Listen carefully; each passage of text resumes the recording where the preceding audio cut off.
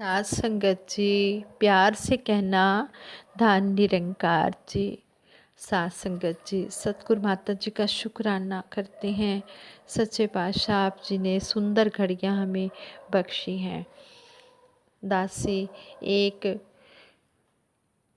कहानी आप जी के चरणों में रख रही है, जो सत्य कहानी है। इसमें हमें यही समझाया गया है कि सतगुरु जो होते हैं ये भाव के भूखे होते हैं। जो भावना से सतगुरु के चरणों में भाव लेकर, श्रद्धा भाव लेकर आता है, सतगुरु उसे अपने चरणों में स्थान भी देते हैं। ऐसे ही भगवान श्री कृष्ण जी का एक बहुत बड़ा भगत था, लेकिन वो बेहद गरीब था, बहुत ज़्यादा गरीब था। एक दिन उसने अपने शहर के सबसे बड़े गोविंद गोधाम की महिमा सुनी और उसका वहाँ जाने को मन हो गया। कुछ दिन बाद जन्माष्टमी आने वाली थी।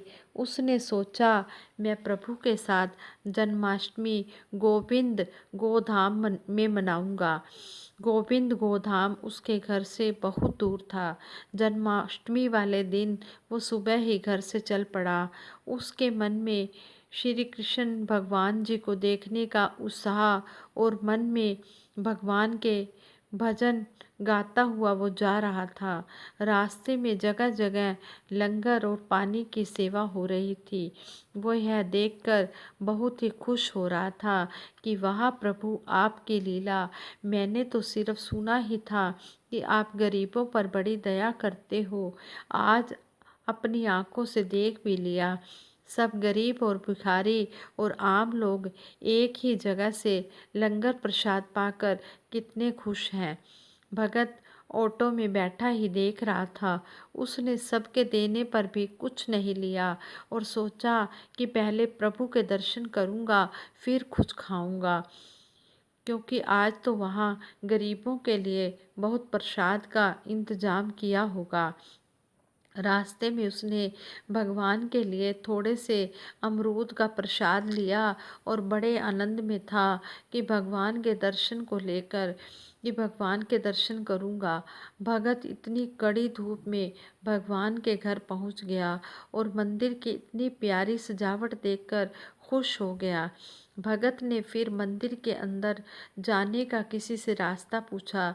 किसी ने उसे रास्ता बता दिया और कहा, यह जो लाइनें लगी हुई हैं, आप भी उस लाइन में लग जाओ।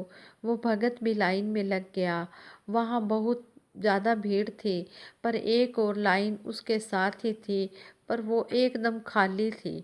भगत को बड़ी हैरानी हुई कि यहाँ इतनी भीड़ और यहाँ तो बारी ही नहीं आ रही और वो लाइन से लोग जल्दी जल्दी दर्शन करने जा रहे हैं। उस भगत से रहा ना गया।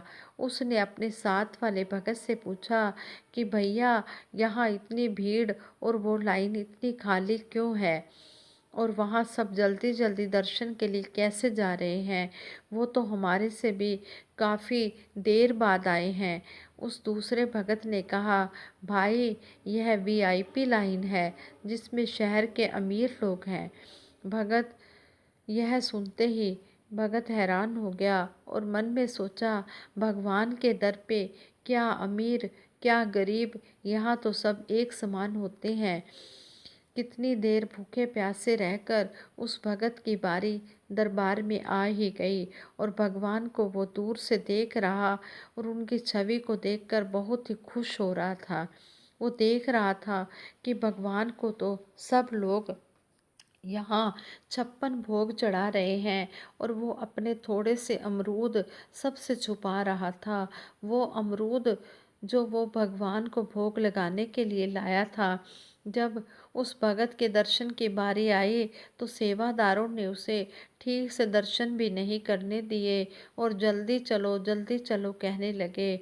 उस भगत की आंखें भर आई और उसने चुपके से अपने वो अमरूद वहाँ रख दिए और दरबार से बाहर चला गया।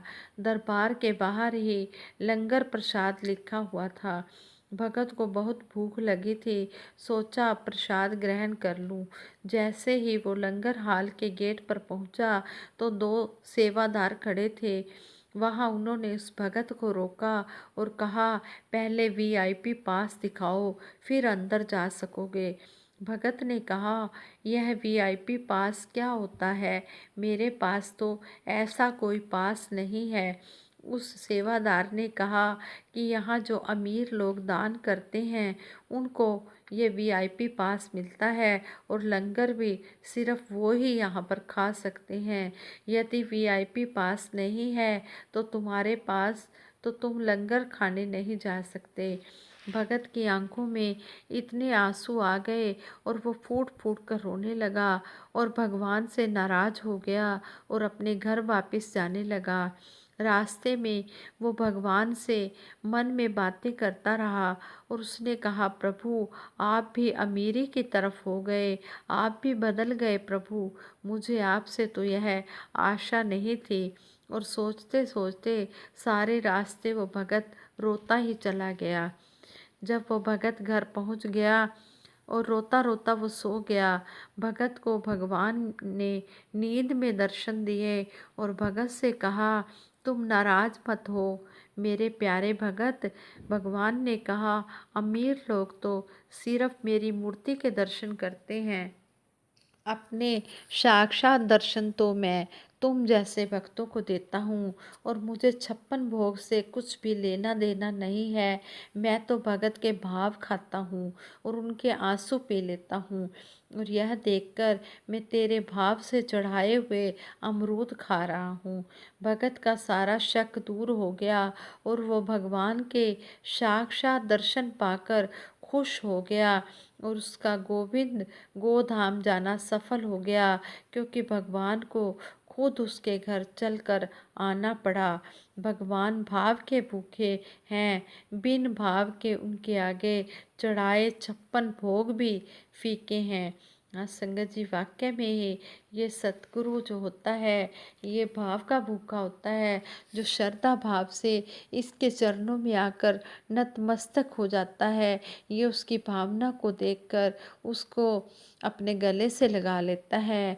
ऐसे ही एक बार सतगुरु बाबा हरदेव सिंह जी महाराज किसी के घर में चरण डालने गए।